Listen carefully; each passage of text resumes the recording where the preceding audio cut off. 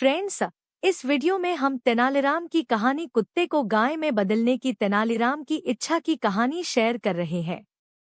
एक सुबह राजा कृष्णदेवराय उठे और नींद में ही अपने सेवक से नाई को बुलाने के लिए कहा।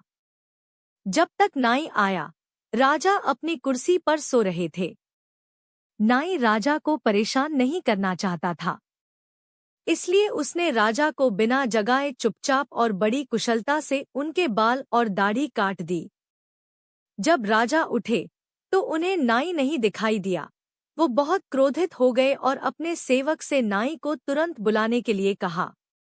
जैसे ही सेवक नाई को बुलाने गया, राजा ने अपनी ठुड्डी और गाल को महसूस किया और देखा कि वो अच्छी तरह साफ है।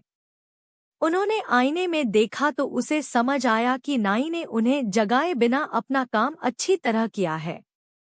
जब नाई आया तो राजा ने उसके काम के लिए उसकी प्रशंसा की और उससे पूछा कि वह इनाम के रूप में क्या चाहता है। नाई ने कहा कि वह ब्राह्मण बनना चाहता था। राजा नाई की अजीब मांग से सोच में पड़ गया। क्योंकि राजा ने नाई से वादा किया था, इसलिए उन्होंने कुछ ब्राह्मणों को बुलाया और नाई की अजीब इच्छा के बारे में उन्हें बताया।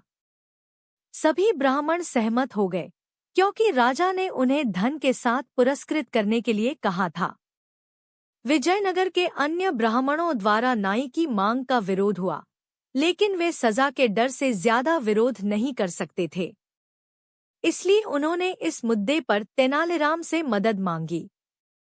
अगली सुबह जब नाई को अपनी बदलने के लिए मंत्रोच्चार हेतु नदी में ले जाया जा रहा था, तो अनुष्ठान की देखरेख के लिए वहां राजा भी मौजूद थे। उन्होंने देखा कि तेनाली अपने कुत्ते के साथ कुछ दूरी पर खड़े हैं। राजा उनके पास गए और पूछा कि तेनाली, तुम यहाँ क्या कर रहे हो?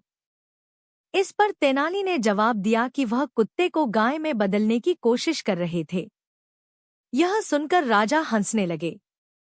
उन्होंने तेनाली से कहा कि वह जो करने की सोच रहे हैं वो मूर्खता है।